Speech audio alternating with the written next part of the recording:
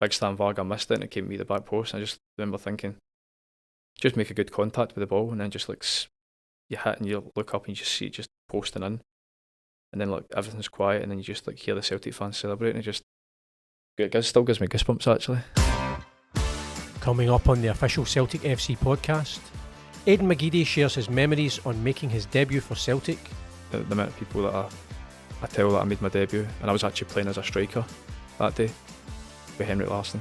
And he reflects on winning the title for Tommy. Kind of almost used it in a way to spur us on to say like go and win it for Tommy.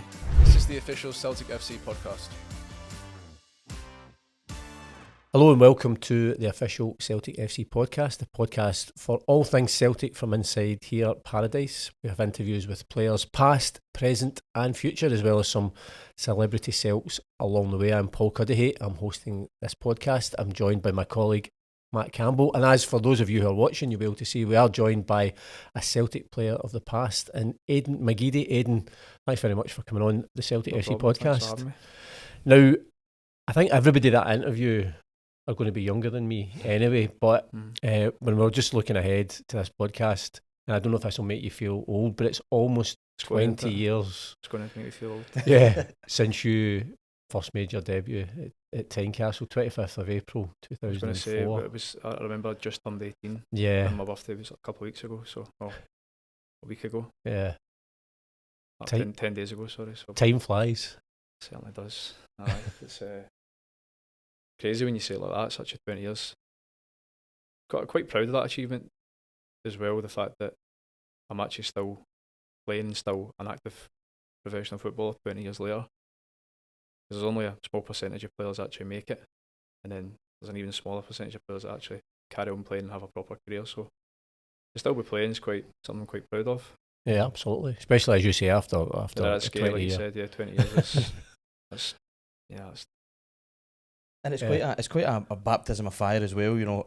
I'm sure we're going to come to it, we'll talk about your career, but obviously you're mentioning a debut, or first breaking into a team, to be thrown into it away to Hearts. I mean, that's a hell of a place to make your first start. Yeah.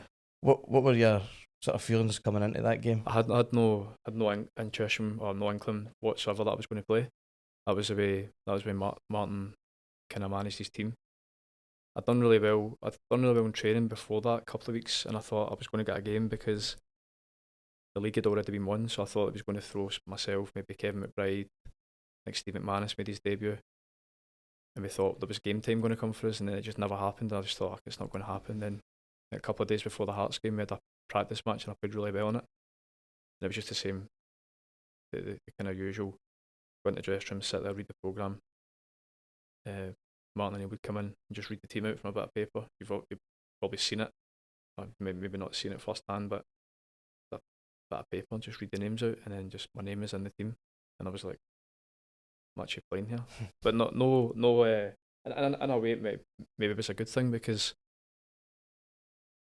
if you get told you're making your debut, you might start to overthink it and maybe get a little bit anxious about it. But I literally get told an hour before the game I was starting. But it was brilliant. It's just so surreal when you're actually playing a first team game in a stadium with a crowd, which you've only ever played in reserve games before. It's strange feeling, but it's something I'll never forget. I mean, do you think that, obviously that was just Martin's style, but as you say, if at 18, if you're told on the Friday that you're playing, you've got the whole of Friday, your Friday night, are you getting any sleep on Friday night because you're thinking this is what you've been working for the last few years in the academy? It's everything you've wanted to do your whole life. Maybe in hours, but maybe that, as you say, it's given the debut that you had, obviously worked out quite well. It did. I mean, I just remember thinking, hopefully get a few touches of the ball early doors, and try and settle into the game a little bit. But I think the first time I got the ball, I managed to beat somebody and won a free kick. And I think maybe the second or third time, that was when Stan crossed the ball in for the goal. And I think big Stan Varga missed it and it came to me the back post. And I just remember thinking, just make a good contact with the ball, and then just like you hit and you look up and you just see it just posting in. And then like everything's quiet, and then you just like hear the Celtic fans celebrating. It still gives me goosebumps actually. It's a fantastic, and it sounds as though it's still, so vivid in your memory in terms of when that ball hits the net and that feeling? Having a look back at that earlier, that moment, you describe it perfectly. You know, Petrov, surreal, shocked, surreal, shocked. But I know it like off the I know the exact routine and which players were there and who started and who celebrated with me. And again, it was like people probably don't think.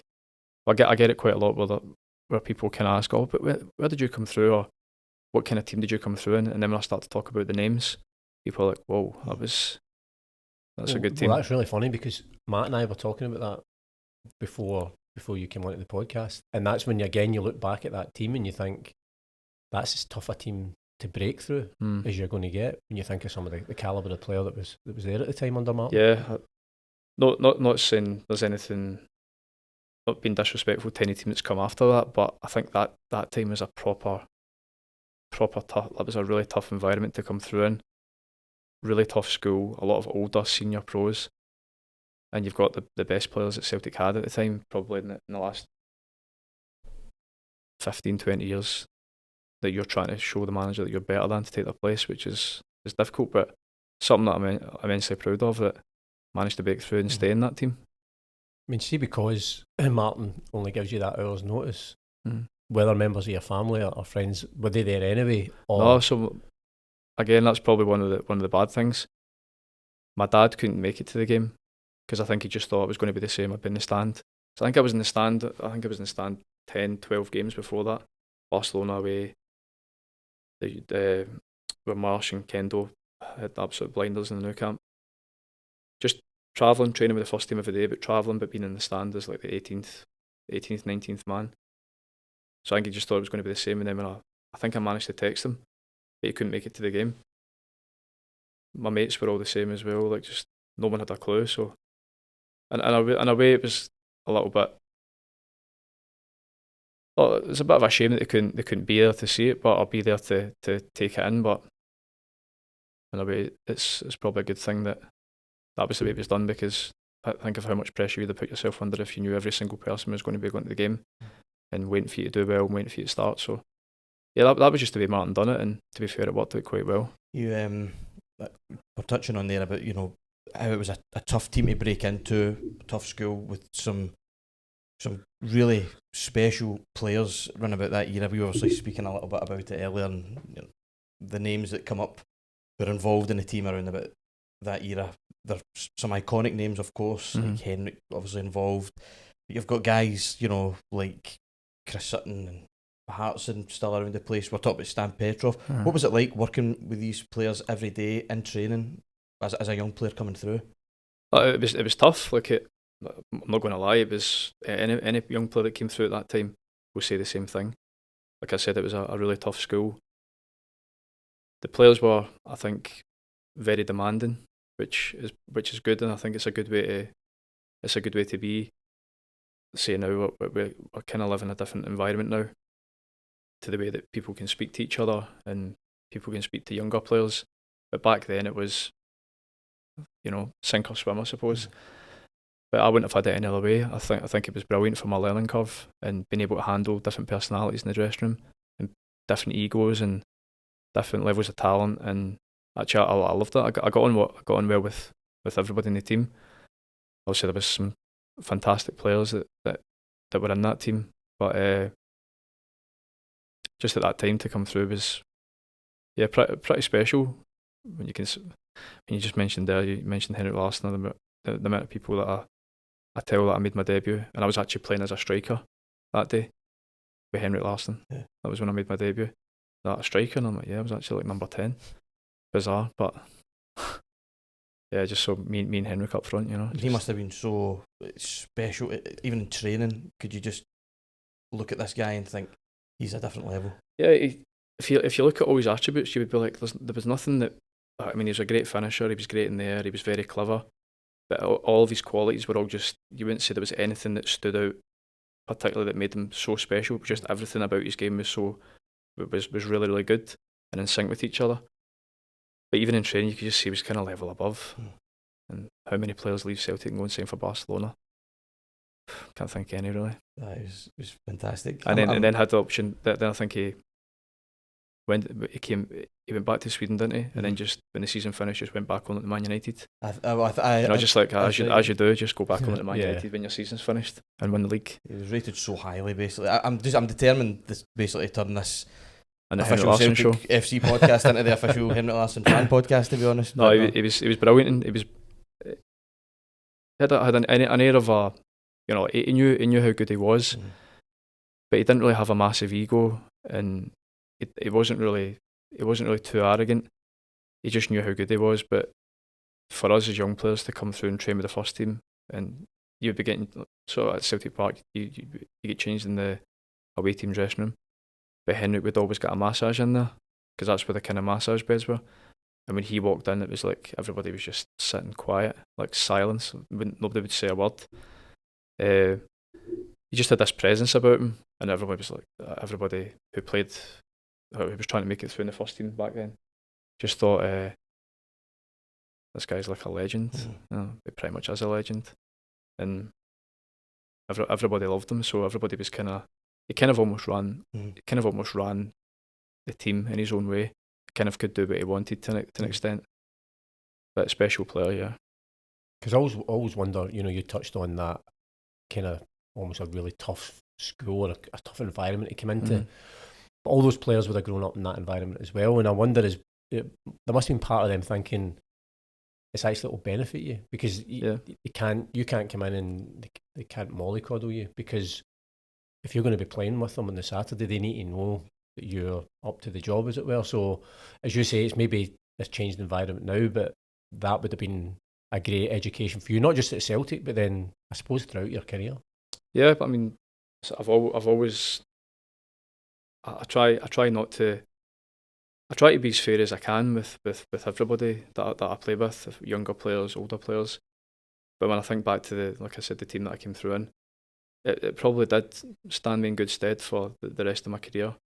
Because like I said, it was they would have to know that you could handle playing in front of 60,000 fans and take criticism and deal with pressure, and you were just exposed to it every single day, which I think really toughened a lot of people up, and myself definitely, to be able to handle these personalities of like Neil Lennon, Chris Sutton, Henrik Larsson, Bobo, Stan. Stan could be a moaner as well, a proper moaner.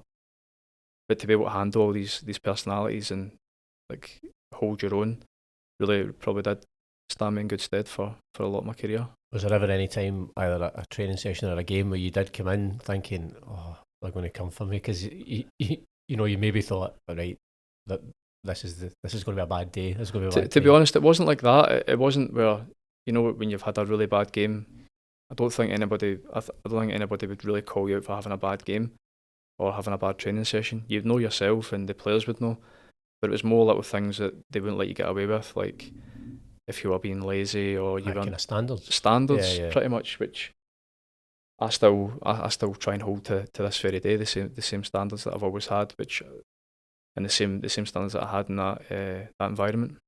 It's we'll obviously progress on and chat more about your career as it progressed through the years here at Celtic, but just staying around about this time period just now, is there an insight you can give us, Aiden, about the way that Martin O'Neill worked sort of week to week? Because there's a lot that gets made about Martin's approach to how he coached teams and how training sessions were sort of organised under Martin. I think Martin was sort of the Brian Clough mould of the manager isn't maybe present on a training pitch every day, but the players know what's expected, and come Saturday he'll be there and he'll be demanding performances. Was it sort of like that?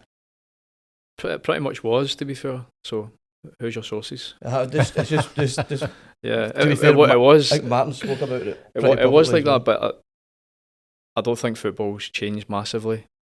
But the way that a manager now is seen has changed massively. But that's the way Martin. That's the way Martin ran his team. When I broke through, I think his wife was ill, and he was back home in London quite a lot. So kind of from Monday to Wednesday, Thursday, he would just let John Robertson, Steve Walford take training, and then he would maybe come in on the Friday. That was just really that one season, like the season I broke through.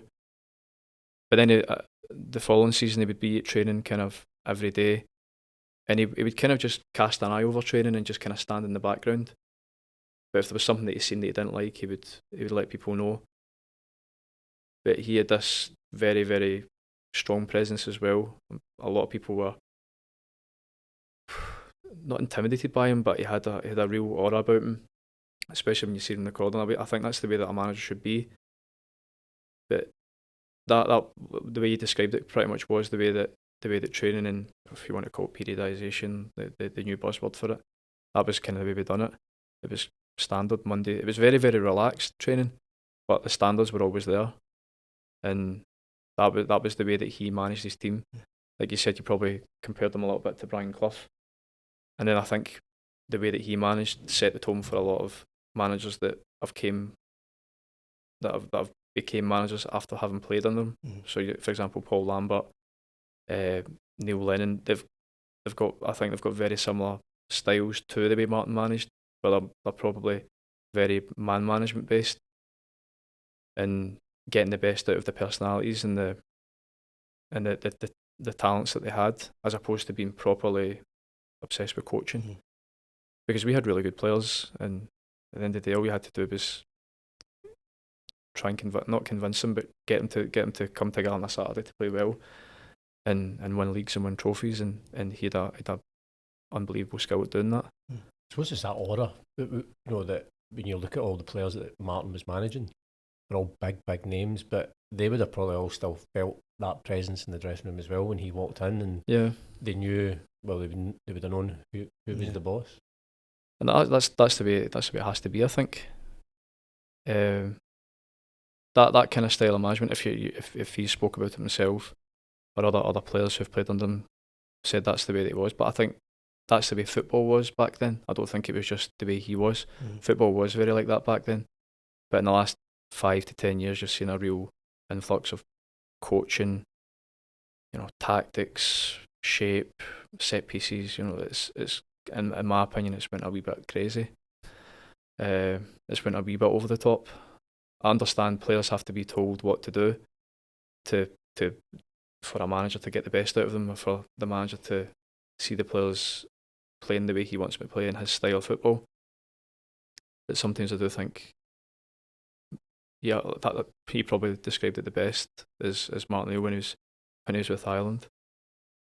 Everybody knows how to play football, and defenders defend, midfielders get from box to box and put their foot in the ball, and strikers go and score goals. Can't really put it any more simply than that, can you? And nowadays, I think players almost have to be told, like, are we playing out from the back? Are we going long? Are we going direct? But back then, it was more about just going and playing, because everybody knew how to play football. I think nowadays players look for an excuse a little bit. If you don't do set pieces on the Friday, and you can see from a set piece, players can turn around and say, we didn't work in set pieces, or we didn't do shape, or we've never played a 3-5-2 or a 4-3-3. I think there's a lot of managers now.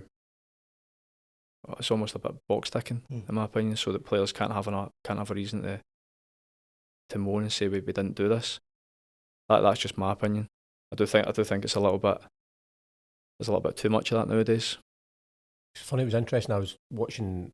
It was a different podcast, and it was Neil Lennon was on with Stephen Robinson, and they were talking to Stephen Robinson said, and I think Neil Lennon was agreeing with him, of the change in terms of not just football, but just I think culturally as well, in terms of how he dealt with players. He said, back in the day, the two of them would have grown up similar to what you were saying, of it was a tough environment, but it was a good environment. He said, but the way he's had to change his management style and how he deals and how he communicates, and he said that's a learning experience for him, because young people, and I think it goes beyond football, the way that you maybe communicate things has changed in that kind of management world now.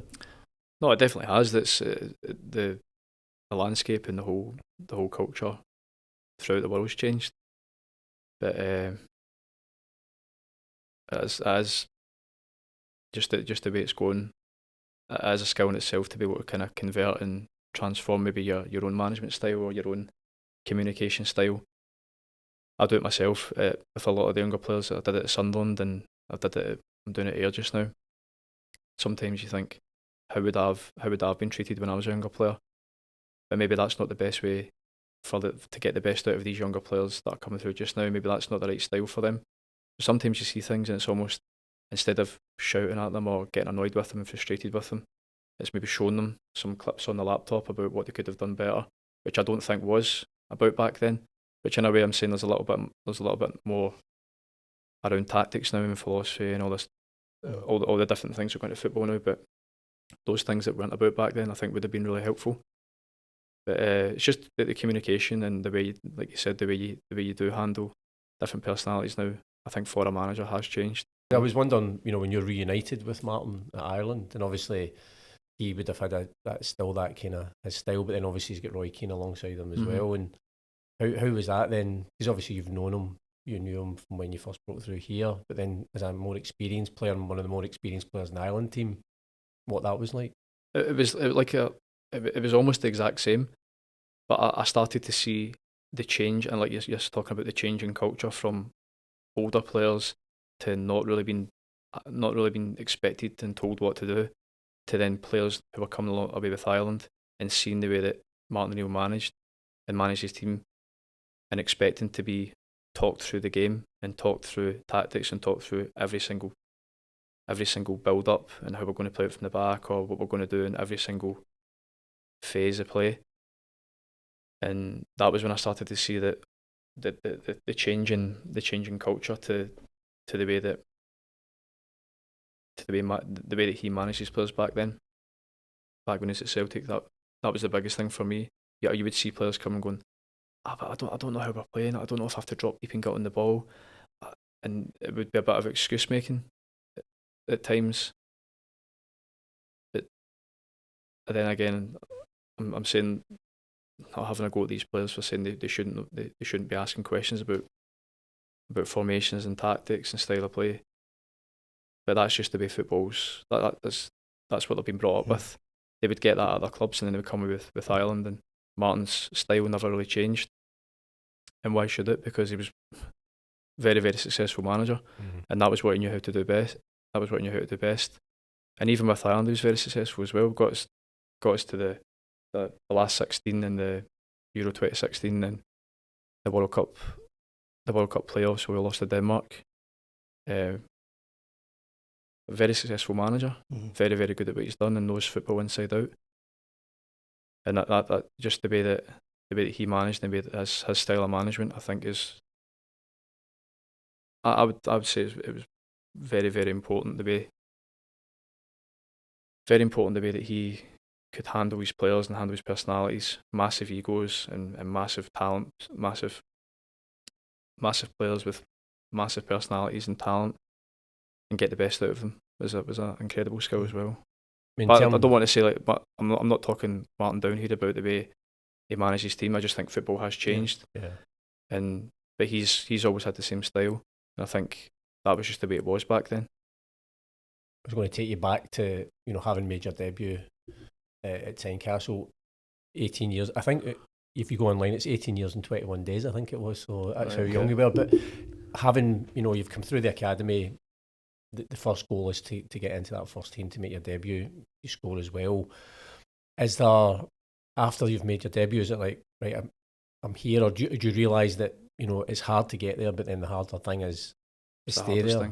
Were you aware at that time? Is there, especially when you're just a young player, that impatience to like, right, you've seen what I can do, I want to do it again, Not really impatience. I just think just a real hunger and desire to get to where I wanted to be. My goal from when I joined Celtic at the age of 12 was to be a first team player, but not just a player that makes his debut and then plays 10, 15, 20 games and then disappears. To be a Celtic player and compete and win trophies and break through, and then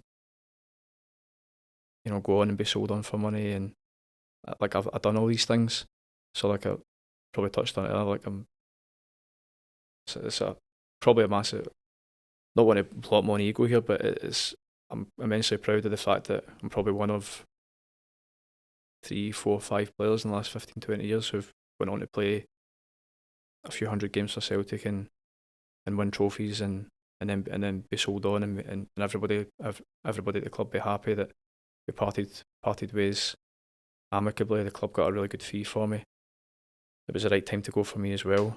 So that the biggest thing for me is to get in the first team is one thing, but to stay there is even harder, because you can come in the first team and you can play 5-10 games, but then next summer comes and a right winger or a left winger just gets spotted for 5-6 million, and then you have to convince the manager, because there's no pathway to, well, let's just get older players out of the way for younger players to come through, because at the end of the day the manager's relying on picking the best team and getting results to keep his job.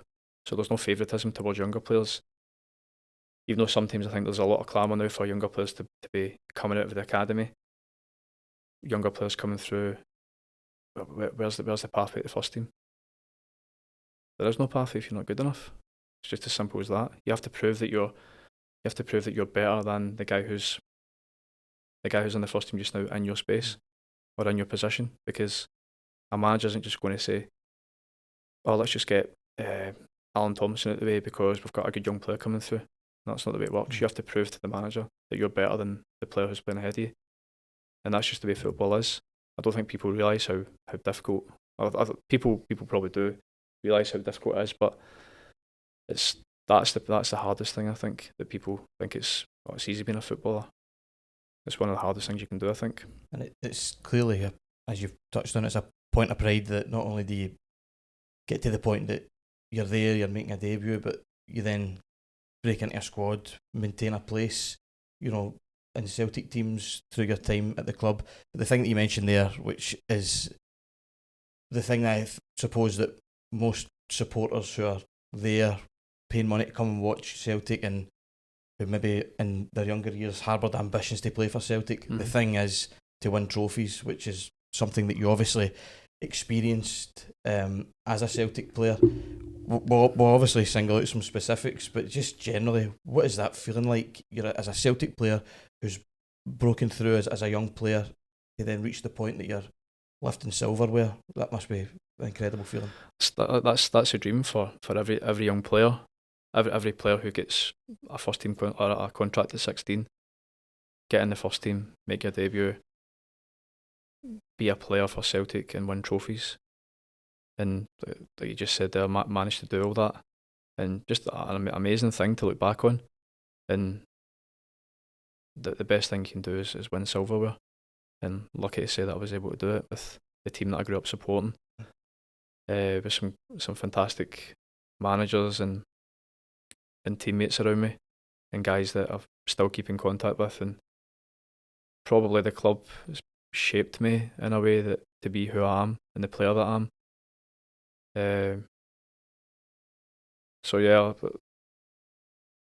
it's hard to describe what's the feeling like, but you still get goosebumps, like I said, every time you see like a video, or every single year when there's maybe a League Cup final and somebody tags me in a video of scoring against Rangers, and you just think, God, that seems so long ago, but I can remember it like it was yesterday, and just amazing times. Listen, I had some hard times as well. It's not always going to be easy, but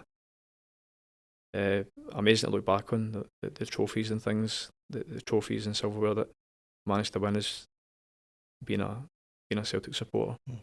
It's funny, I was talking to Charlie Mulgrew recently, doing a separate interview with him, and he was saying there's two things that he said were really interesting. One was, because he always has the reputation when people talk about who was the funny guy in the dressing room, Charlie was a joker, but at the same time, and you would probably testify to this, that there's a place for the jokes, but there's a place to be on it in terms of training and playing. Otherwise, you don't last 5 minutes. No, not at here all. As well.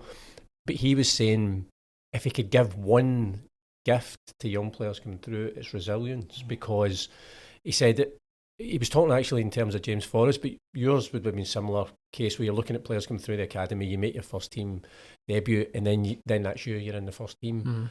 He says whereas players, he had to leave, he came back, he was talking about Callum going out on loan. He said, but every player's journey has highs and lows. That even within that, there's going to be setbacks along the way. There's going to be tough times, and if you don't have that resilience, especially at a club like Celtic, then it's going to be really, really difficult. And I thought that was really interesting because you know, like as a fan, you're maybe looking at it and going, he's made his debut at 18, he's winning trophies, and that is great. But you know, kind of touched on it.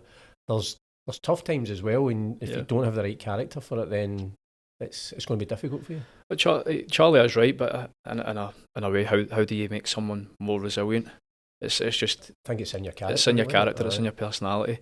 It's how you deal with 60,000 fans, and you've taken on your fullback 5 times, and he's tackled you 5 times, and you're starting to hear the groans and the moans. Because I think your position as a winger at Celtic is one of the toughest. It's one of the hardest, of course it is. Because, you know, every time you get the ball, we're expecting you.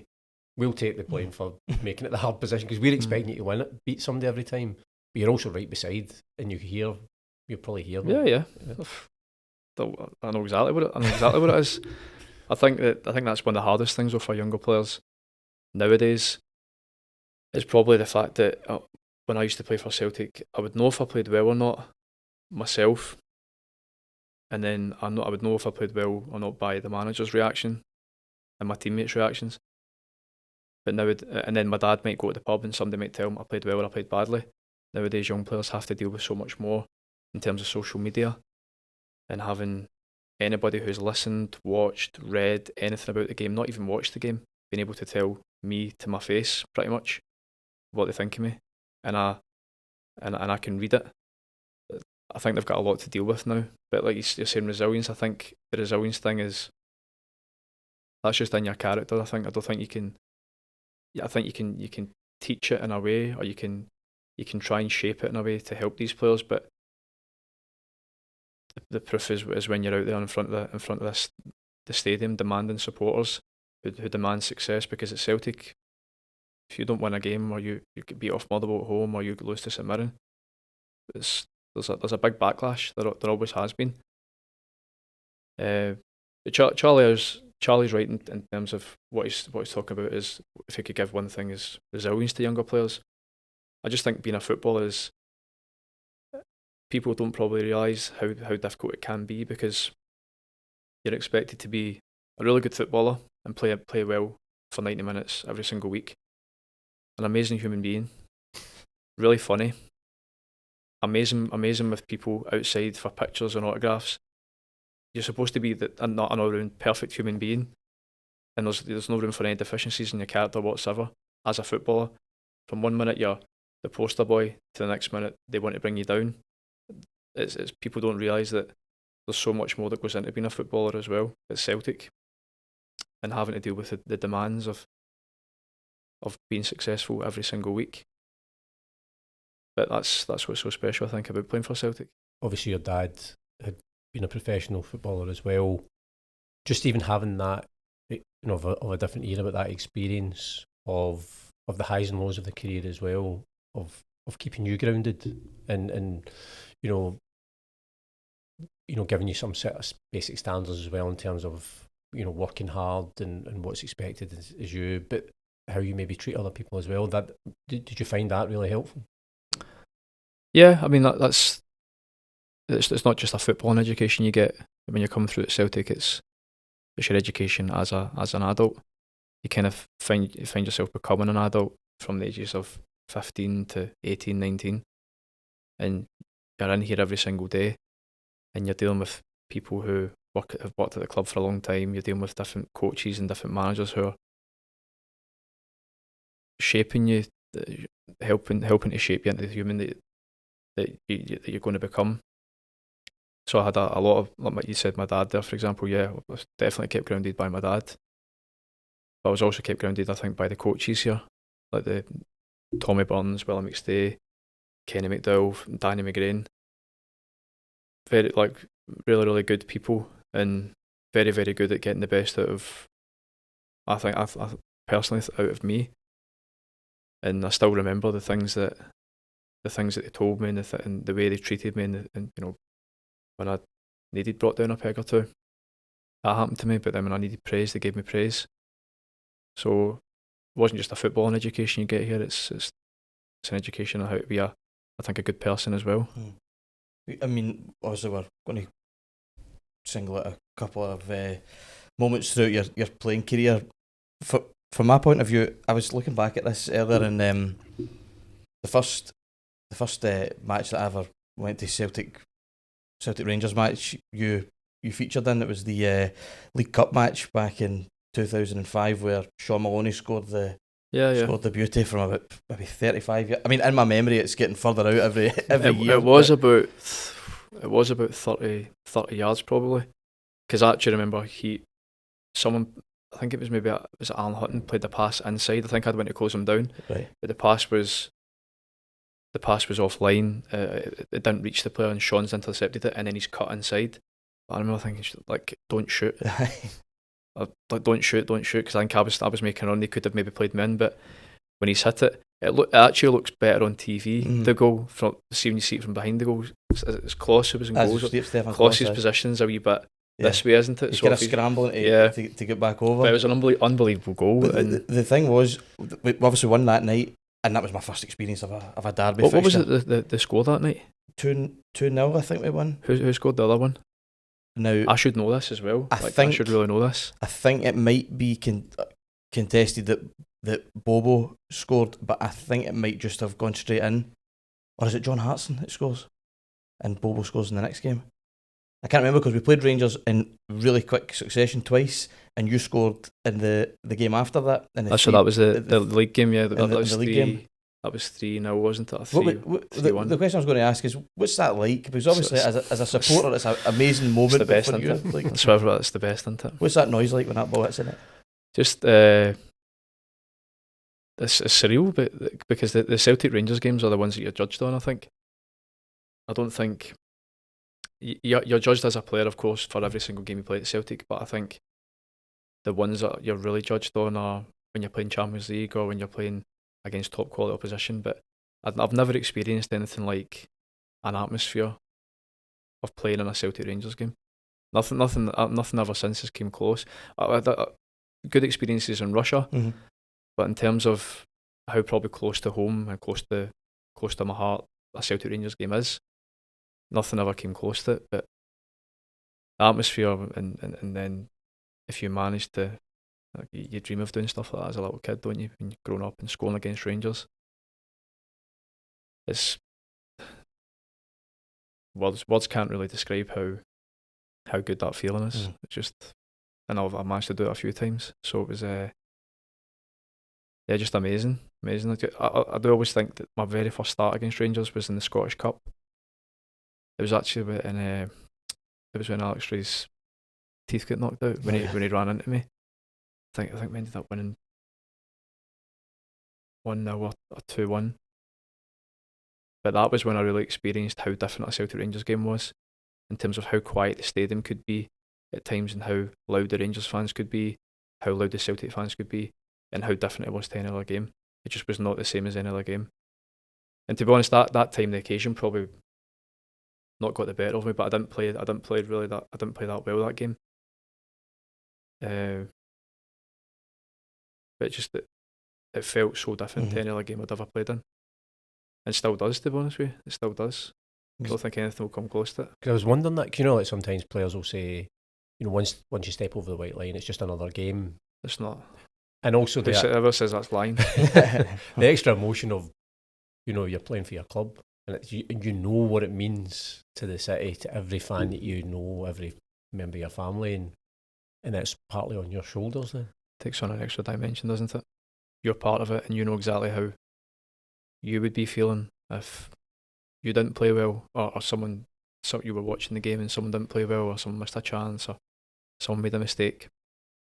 You're actually part of it now, and just it takes on an extra bit of motivation, I think, for myself, or for whoever's came through and is playing a Celtic Rangers game.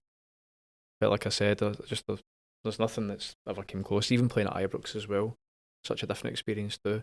Well, totally different now, of course, with no fans, or no Celtic fans. But even the Ibrox games as well were like amazing to play in, especially when you actually played well, or you scored goals, and just see that the rivalry is just nothing. It's just, you don't get it anywhere else. So I was wondering that, you said, your dreams to play for Celtic, to win trophies. and score against Rangers and beat Rangers. Yeah. Well, you know that of course, just, you know, it's the exact same for any Rangers player that who comes through as a Rangers fan. That's what they would say as well. But I think if you said to any wee guy that's a Celtic fan, what's your dream? They would describe what you did, because that's what you want to do. You want to score in a cup final. You want to score against Rangers. You want to win a cup. That, I mean, those days must be right up there for you. No, they are, but the way you've described it is that is the way that's the way it happened. But maybe sometimes people don't reflect on it the same way and the same fondness that I've got, or you have.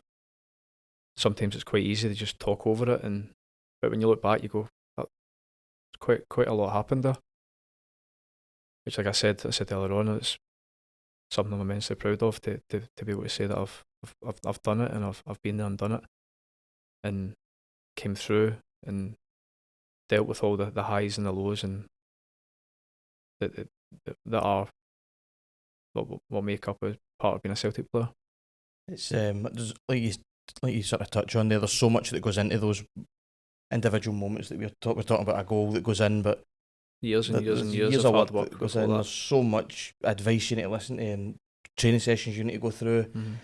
Even in that moment, there's so much you need to get right. There's so much noise. There's so much that goes into all of these things, and it's the same, of course, through the course of a season. There's so much that goes into winning a title, which through that, we obviously were speaking about that season, where you scored the goal against Rangers here at Celtic Park. We win the league that season. We then go on and double that up, 2 in a row. And I know we're kind of fast forwarding through here, but we're coming to like a sort of very famous season, a very famous title win here, which is, of course, comes along in 2008. And always something that we've spoken about quite a wee bit through the years on the podcast and stuff like that. But for yourself to be involved in that team that season, making it 3 in a row, we've obviously got the loss of Tommy and amongst all of that as well. The emotion in that season must have been a bit overwhelming at times. Yeah, it was a roller coaster of a season, to be honest with you. So many things off the pitch. I think that was the season Phil O'Donnell as well. Phil O'Donnell died, and Tommy, obviously, the unbelievable loss to the club and everybody that knew Tommy, because he was first team coach at that point, and he was probably the glue that held. He was the biggest factor for me, and probably in becoming the player that I was. Just the advice that he gave me, and the times where he did, like I said, bring me down a peg or two when that needed to be done. It was a massive loss, and everybody at the club felt it massively. But that season was really, really difficult because we didn't play that well. I think was it 8 or 9 games to go. I think we lost at home, and I think that was pretty much everyone saying the league was done. But just from kind of nowhere, everything seemed to click into place. We won every single game from then to the end of the season, and that I'll never forget. It was like a Thursday night, wasn't it? Because of Phil O'Donnell. Yeah, that's right. Yeah, Phil O'Donnell's when he collapsed on the pitch. We were supposed to play one of them. I think the games were cancelled, so the league get extended because of that. And you would never play a game during a Thursday night at Tannadice, and that was the last game of the season. Everything about that season was so different to any other one that I'd been involved in before, and it was almost fitting in a way that I think Gordon Strachan actually was kind of almost used it in a way to spur us on to say, like, go and win it for Tommy. And it was an amazing night and an amazing finish this season, but it was also very, very emotional as well. Obviously, you've touched on it there that you had a closeness with Tommy and the impact that he had on yourself and your career. That's often referred to as a title for Tommy that was won that season. I don't suppose you could give us sort of any insights and memories of working with Tommy Burns and just how important it was to you. Oh, he was just it was brilliant for me. It was so funny, such an amazing character that everybody took to. I don't think you'd actually ever hear anybody saying that they didn't like Tommy from either Celtic or Rangers. I think it was very fitting. Remember being at his funeral, and if you looked at the people or the pallbearers who were carrying his coffin out. There was Rangers players, Walter Smith, Alan McCoy. Alan McCoy, that Tommy kind of brought everybody together, and it was just an infectious character that he had. But for me, he was amazing. I think most young players run about that time will tell you how good he was. For all of them as well. For me, kind of, he took a real shine to me, I think, in terms of my development. And I used to hang on to his every word. But he was also brilliant for me in the first team, because probably well known that myself and Gordon Strachan never really seen eye to eye. But Tommy was the one that could, if the manager had a go at me and I would want to maybe say something back, Tommy would be like, no, let's just leave it. And he was the one that was able to stabilise all the different scenarios and situations that I had under Strachan at Celtic. He was the kind of buffer between me and the manager, and they were just so influential on my career and the way that I played. I remember it's probably the best bit of advice that I've ever had,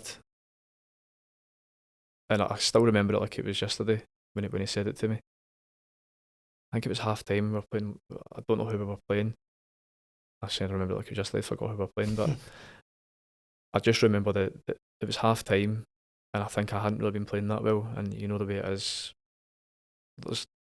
Everybody's human, so your confidence will be knocked if you're not playing well. It's just the way it is in football. I remember at half time I was a bit down, and he could probably see that my confidence wasn't where it should have been. And he was like, "What's wrong with you?" And I was like, "Oh, can't get by this fullback. He keeps taking the ball off me. I can't keep going up against him and trying to beat him and trying to do the same thing." I said, the fans are going crazy. I can't keep doing this. And he was going, no. What are you good at? And I was like, beating players. And he's like, yeah, that's why you're in the first team. That's why you're playing. So get the ball and keep doing it, because see all the people who are moaning and saying take him off and get him out of the team. If you take a guy on 10 times, he takes off you 9 times, or 9 times out of 9. That one time you beat him and cross and set up the goal and set up the winner, that's your job done. So never stop anybody from doing what you're good at. And I was like, he's actually right. Like, I never looked at it that way. And that's something that's just always stuck with me. It's just a little small story, a little small anecdote that can help your development in your career for the next 15, 20 years. I just remember just one small piece of advice that came from Tommy that I never heard from anybody else. And just a different way of looking at the game, a different way of looking at the world. And that was something that I know what it's like. I've touched on it earlier, being a wide player and an academy player coming through at Celtic. It can be tough. But he managed to make my transition and make me a better player. And yeah, he was just such an amazing character and an amazing person. And going back to that season, it was just very, very difficult season for everybody, with everything that went on outside the football, or off the pitch. But to win it and maybe done, I think it's just you couldn't have written the script any better. I don't think. That's quite a lot for, because I remember at the time, there was yourself and there was quite a few, Steve McManus, a few of the other, Darren, and the boys that had come through. And I think because Tommy had made that same journey and he knew you were all Celtic fans, I think that was part of an investment in that. He wanted to see you do well, but that's for all young men to deal with that over and above the pressures of playing football for Celtic. That's quite a lot to be dealing with in really unique circumstances. Yeah, it was like I said, there was no other season it was going to be like that again. But I just everybody wrote us off when I think we lost at home to St Mirren. Motherwell, wasn't it? Yeah. We had to pretty much play Rangers twice, and if Rangers drew or beat us, pretty much they'd won the league. And we had to play them twice here, and you think, how could it get any worse for a Celtic fan if you actually let Rangers win the league at Parkhead? Don't think it comes much worse than that. And that I just couldn't have envisioned that happening. I think everybody in that squad knew what we had to do. We had to basically win every single game from that point on to the end of the season, and we actually managed to do that. I don't know how we done it, because our form before that was so patchy. It's something maybe Tommy and a lot of other external factors, I don't know, maybe just brought the group together really, really close. We just managed to go on a kind of almost siege mentality, and we won every single game. Terrible run of games as well when you think about it. You have to win every single game. Rangers twice, Motherwell twice, I think, on the pitch, which was pretty much all full of sand at Fir Park. That's right, yeah. When it was the worst state you'd ever seen a pitch, we had to play them twice. Aberdeen, Hibs, obviously Dundee United as well. Like, really, really, really difficult games at really testing circumstances. It goes back to what we were speaking about earlier, this resilience that, Charlie McGrew and yourself are advocating for, players to have that resilience. Could you feel the intensity within the squad and the focus just building the more that run went on? Yeah, like you wouldn't have there's not something that we talk about, but I think you could just feel it as that run was going on, and every game went past and we'd won another game and another game, and it was like we're almost within touching distance of winning this league, and I don't know how we've managed to win this league to make it 3 titles in a row. It was a great group of players, and I think if you probably ask most people who played round about that time, they would probably say that's probably the best, the most memorable season, I think, in terms of winning trophies. I'm not speaking for everybody, but I would say most people would say that who were involved in that team. It was just a perfect way to finish the season after such a difficult year. Because we're obviously speaking about, games against Rangers, title wins and stuff. I also think, and I'm sure most Celtic fans, whenever your name gets mentioned, there's always that moment of magic at Petrov for the kind of step over that took about 3 players out the game. I always think those moments sometimes they sum up the joy of football, because you don't see that very often in a game of football. And that's the sort of things that mere mortals can't even dream of. But it's like, not that moment. You must only get less than a second to think about what you're going to do, or whether you just know that's what you have to do at that moment. And when it comes off, it's like you sit back and go, "Wow." Yeah, can't really describe it any other way. It's these, like you saying, the moment of Petrov. That was probably just a culmination of, I don't know, years and years of being in the first team, but managing to be in the first team, but not probably a regular. But you started every single game. I'd be in and out the team. I'd start games, maybe 4 or 5 games in a row, then get dropped. That season was the season where I probably knew that I would play every single game. And I don't know what happened, or the penny, when the penny finally dropped with me, when I knew what I had to do, or knew that I wouldn't be left out the team. But from that point on, my confidence just kind of went up and up and up, and I just, talking about the moment of Petrov, I didn't even think about that. It's just a moment of instinct, and I don't think you can really teach that. You can't teach someone what to do in that situation. This is just instinct. But the way you describe it, I suppose, is really, it's really nice the way you describe it, because that is what football's about. Football's about being entertained. Of course, it's about winning games. But what's success? What's success without having fun along the way, I suppose? So, that's an exact quote that Charlie McGrew said as well, of like, what is, if you can't enjoy it? If you can't enjoy it, it's not success, is it really? If you're not actually enjoying the journey, or along the way where you're actually having fun and expressing yourself, at the end of the season you've won a title. You're not going to look back on it the same way you would if you're actually having fun. And that is what is, because that's the way I look at life. What's success if you're not having fun along the way?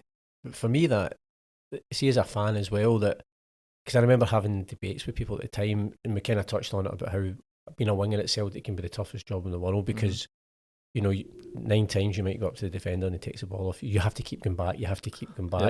Mental toughness and resilience, like you said. But I still always used to say to people, and it frustrated me, because sometimes, somebody puts in a crunching tackle and they're getting, this is great, which is fine, right? But It's the beauty. It's called the beautiful game for a reason, Mhm. because there's certain players that can do things that no one else can, and you want them to. You want people to try that, because when it comes off, those are the moments you remember. Those are the moments that you think, this is why you support Celtic. This is why you're there, and we're sitting watching. And sometimes it frustrated me when people around you or around me were directing the criticism in the wrong place at times. I thought.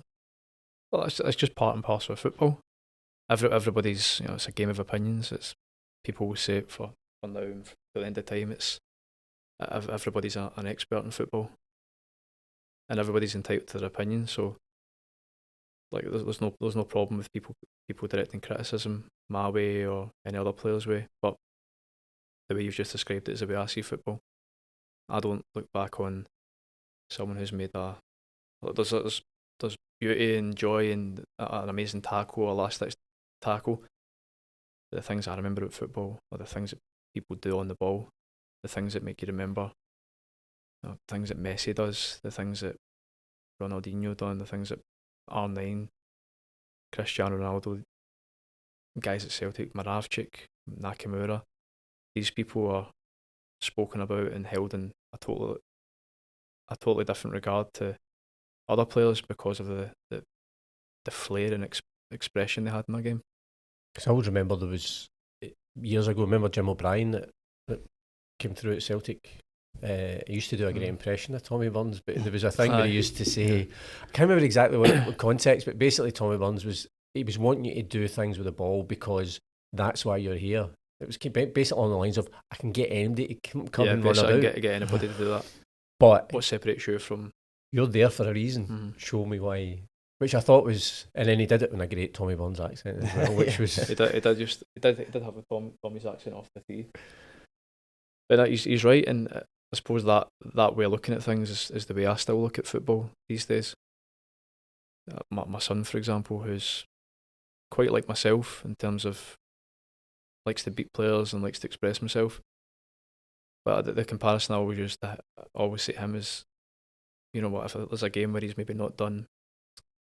I'm talking about my son, but talking about anybody here, any player that I've played with, who has like a talent that's something that you can't teach in football. Because I don't think you can really teach someone the instinct of being able to beat players. I think you either have it or you don't. You can get better at it possibly, but it's a natural talent. But the comparison I always use when I'm talking about that kind of form of talent in football, could you imagine Messi played football but never beat anybody? The world would never see what Lionel Messi was like if he got the ball past it every time. So do what you're good at. Do what, play up to your talent. So if your talent's tackling people, if your talent's beating players, if your talent's scoring goals, play up to your talent. And that was something that Tommy used to always say to me. It's like I touched on, my talent probably was being able to go past players and being able to do things that other players couldn't. So I just used to have to keep doing it and keep doing it and keep doing it and not listen or not let anything affect my confidence, or try not to let anything affect my confidence, because ultimately I'm out there representing Celtic and representing my team, my club, and trying to do the best that I can for the club. There's nothing in it for myself. It's a collective effort. So yeah, so Tommy was brilliant for that, and you're right what you're saying about you can get anybody to go into that, but sometimes you need those players as well, though. Oh, absolutely, yeah. I say it all the time, like it's a bit of a joke, but say some carry the piano and some play it, don't they? And we'll not ask you who you say that to. I mean, the thought of not having seen the best of Lionel Messi over the last few years is actually a frightening thought. Certainly. If he got the ball and passed it every single time, you'd not see why he's the best player ever, in my opinion. That's the thing. Barcelona had players that's what they did, and they did it to perfection. Yeah, Xavi and Iniesta, guys like that. Yeah. But just what he's got is just something completely different that would probably never be seen again. But yeah, just that comparison that I use is just do what you're good at and never let anybody take away from you or try and stifle your flair or creativity. I'm going to use that piano line next time we're playing Can't fives. use it. I know. I'll certainly be the piano carrier, I've got to say, in that instance. It's a throwaway comment sometimes we use to people, but it's a good one. We spoke about, obviously, Henrik earlier on in terms of you training with him and playing with him. He's one of a few players that would have, certainly at the highest level, played for us, but then he obviously comes back after he left and plays against us, similar to yourself. And I've just wondered how, given the fact that how many games you played here, big Champions League games, but then to come back to play against your team and the team that you've been associated with, was that difficult? Was it a strange experience? Yeah, coming back. It was difficult because I think it was only a couple of years after I'd left. Maybe was that 2012? Was it that season? Yeah. 2012. I just knew we beat Fenerbahce. When I was at Spartak, we beat them in the last qualifier. And I just knew as soon as the groups came out, I was like, I bet we end up getting Celtic. And I think we got to maybe the fourth or fifth group, and it was the third seed or the fourth seed. And it just came out Celtic Spartak, and I was like, straight away my phone's going mental, everybody's texting me.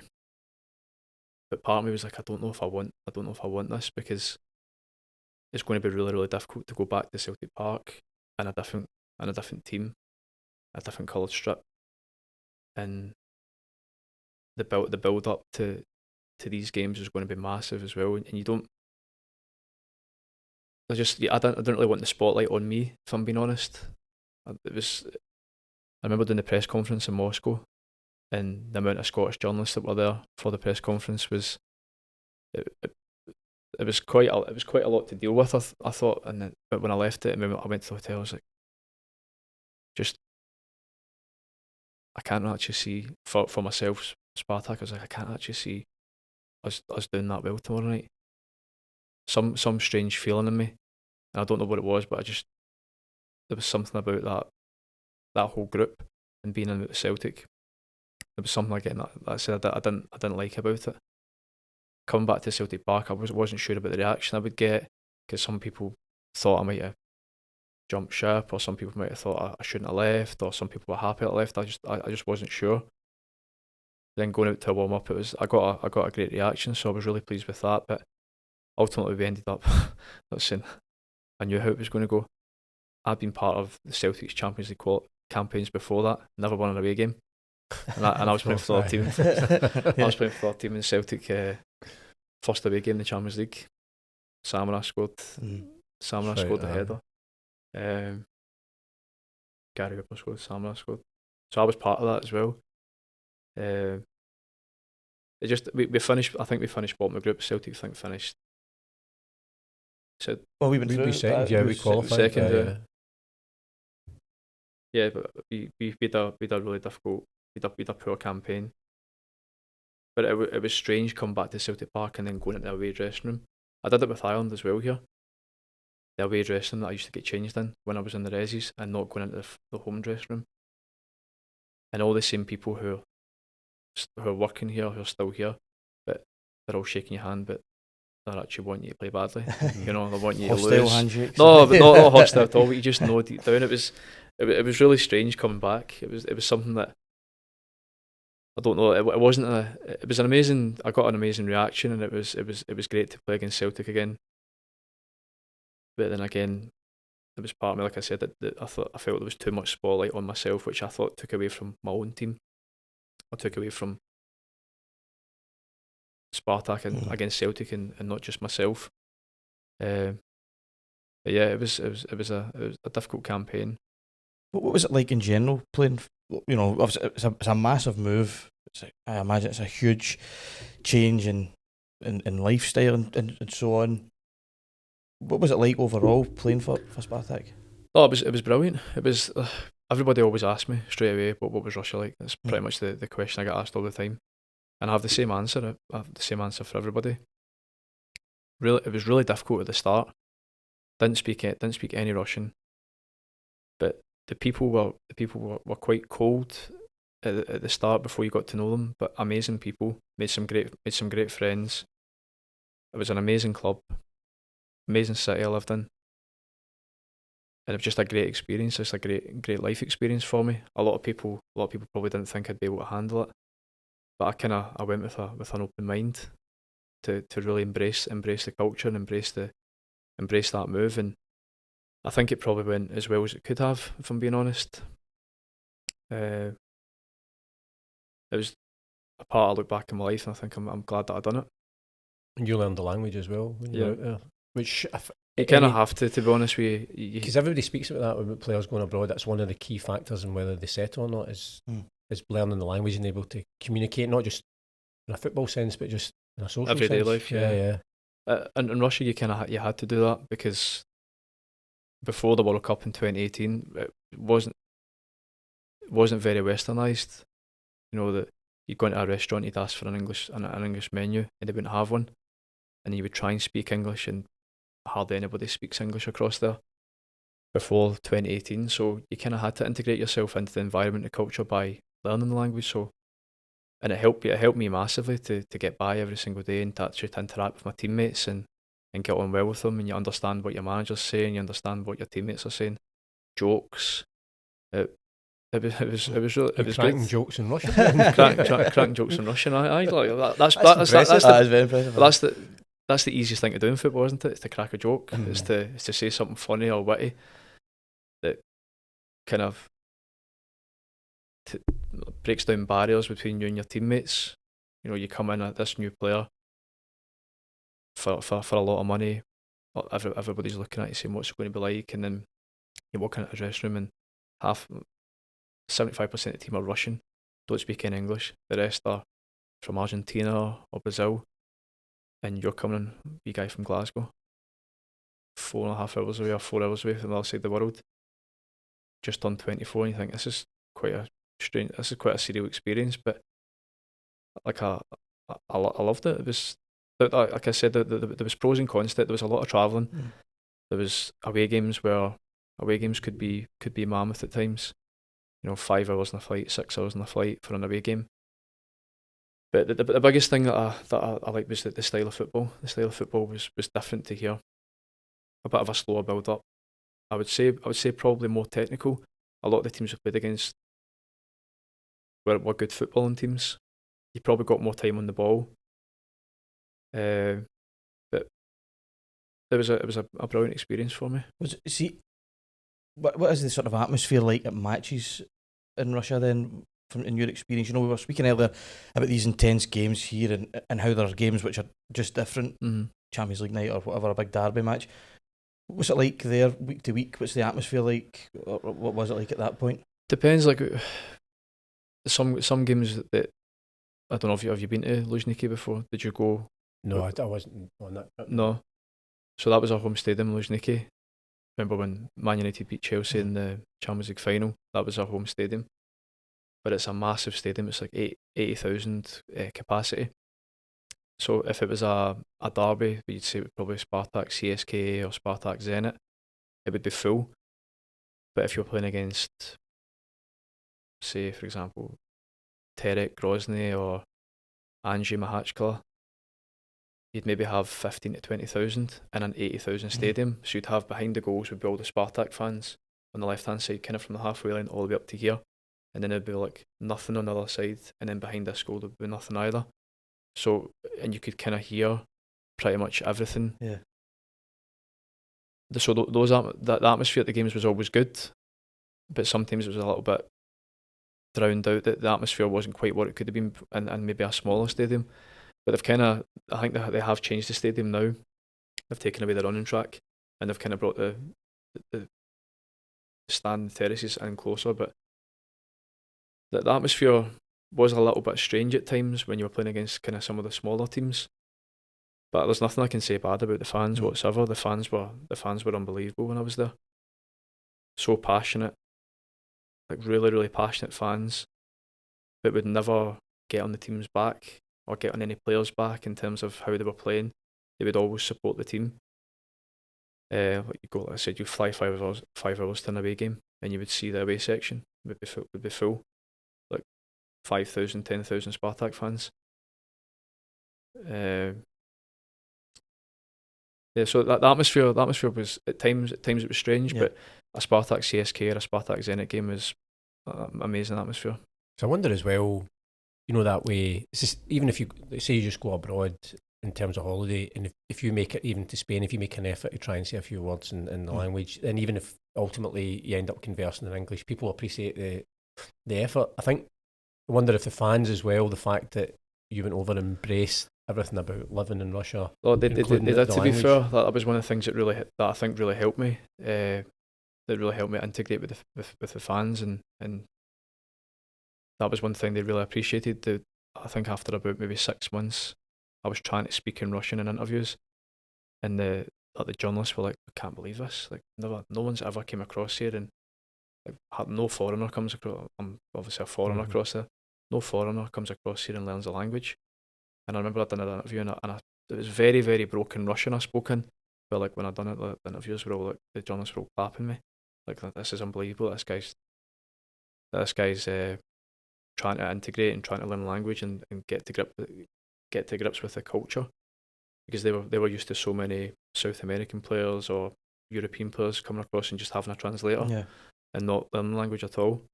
But it was something that I felt I had to do just to get by every day. It made my life easier.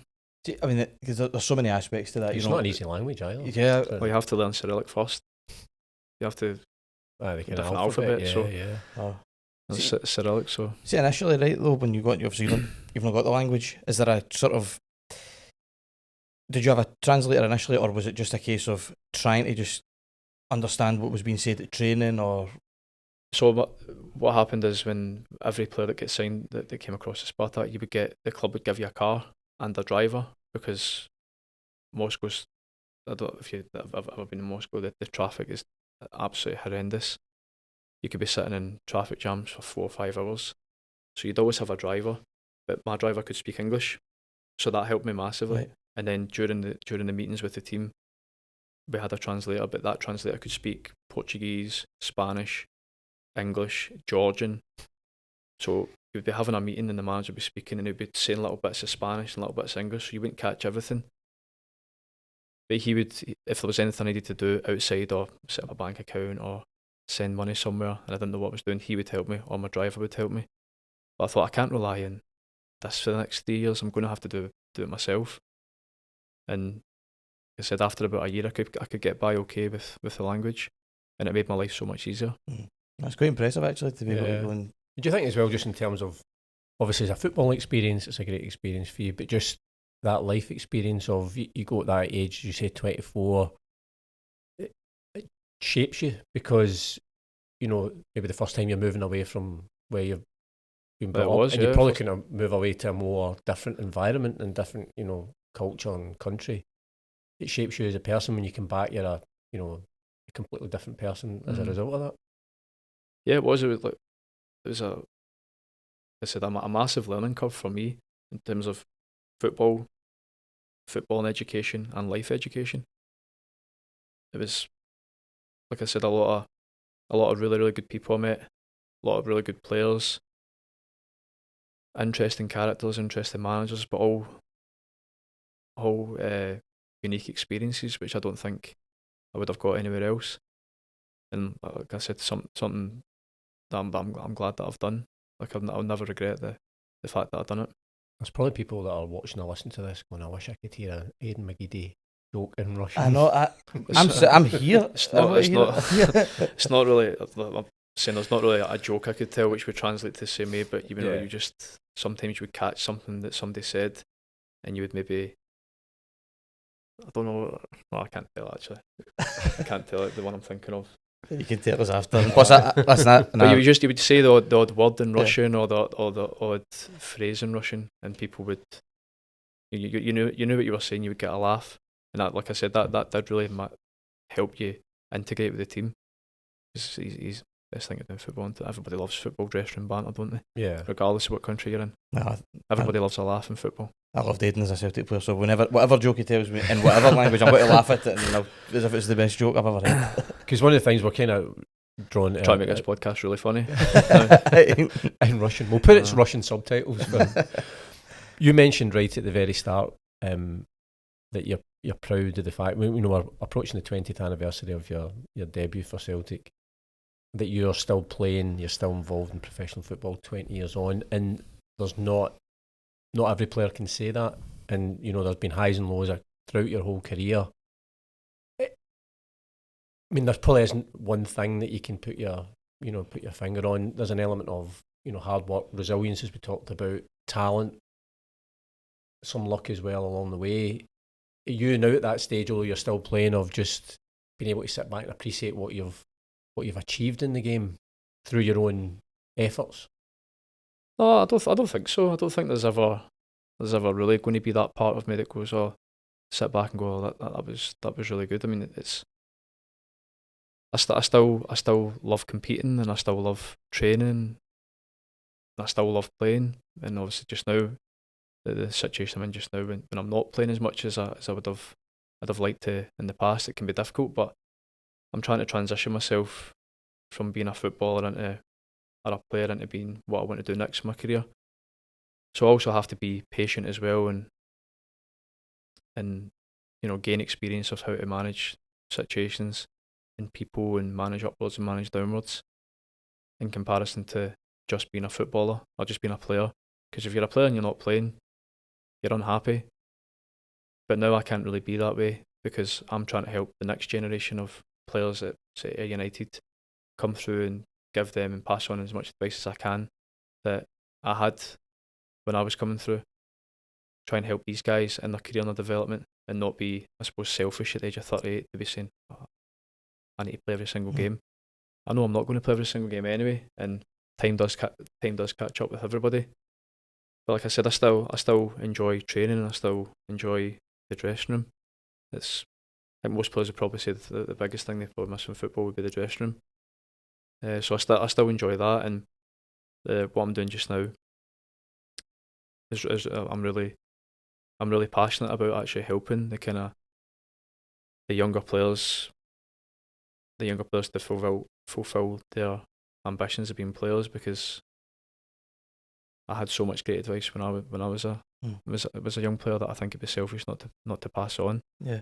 So something that I'm really passionate about. So what are your ambitions then going forward in terms of what the next stage in your career in the game holds? To be honest, I don't. There's not really anything that I could say, any route that I could say I specifically want to go down. Just now, I'm kind of going across quite a few different departments in terms of helping with loans, and helping the younger players in the individual training, helping with recruitment. It's sitting in board meetings. There's loads of things that I get to do which you wouldn't normally have access to do as a player. So just now I'm just trying to gain a lot of experience from all these different things, and figure out which route I want to go down next, or which route this will take me. But I think me and Paul were speaking the way up. I don't think it would take me down the route of management. I don't think, but never say never. It's just interesting. It's obviously such a big transition from just being concerned with the football aspect of a football career to now all these different elements, but just sort of what we were talking about a second ago there, about the transition of moving to the other side of the world, which you've experienced in your career, adapting to new culture, adapting to these new things. I wonder if those experiences are helpful in this experience of throwing yourself into different circumstances and into different aspects of the game that you wouldn't previously have been involved in. Yeah, I mean, I suppose in a way it's maybe just my character and my personality. I think at times you have to probably be, it's a bit of a cliche, but being comfortable, or being comfortable being uncomfortable. I think that is the phrase, but taking yourself out of your comfort zone in a different environment to experience new things, and unlock parts of yourself that you maybe didn't think were there.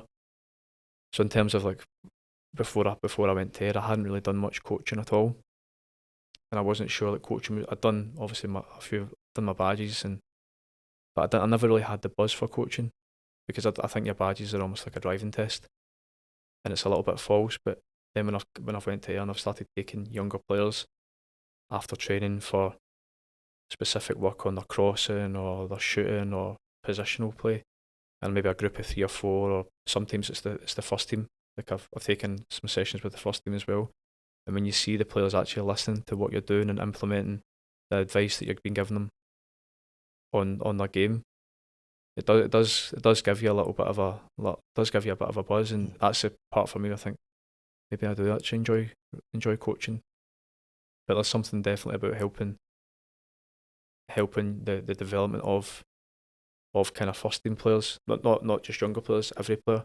There's something that I do like about that, because like I said, I've got too much experience, I think, not to be able to pass on. It'd be selfish of me not to, I think. And also, I think as well, the players, whether they're young players or experienced players at United, it'd be daft if just having a cursory glance at your CV if they don't tap into that experience as well. And it's a kind of, it benefits you, it must benefit them if they are taking on board what you're telling them, because you've got that wealth of experience at club and international level. Yeah, it's everybody. It's like what I would be like if a younger player.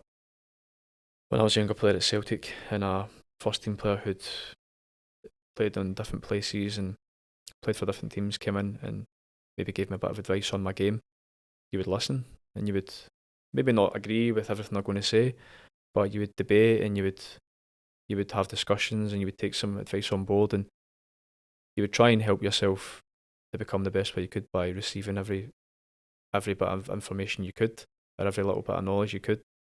So it's really like, it's, like I said, it does give you a good feeling, when you see kind of these players asking you things about their game, or asking you something about where they should have been on the pitch, or showing you a clip on huddle of the game, or something they did wrong, or something they think they could have done better, and you tell them, and then you see them actually doing it in the game or training. It's a good feeling, and it's something that like I said, I do really enjoy doing. Well, listen, Ed, we are looking forward to seeing where your career takes you next in terms of what you do and where you do it, because obviously you're a well-travelled man. But listen, thanks very much. No problem. For joining us on the Celtic FC podcast. I'm sure everybody who's watched or listened to this will have enjoyed that trip down memory lane with Aiden. Remember, you can like, subscribe, and give us a review for the podcast. That always helps wherever you listen or watch the podcast. But until next time, from Matt and myself, hail, hail.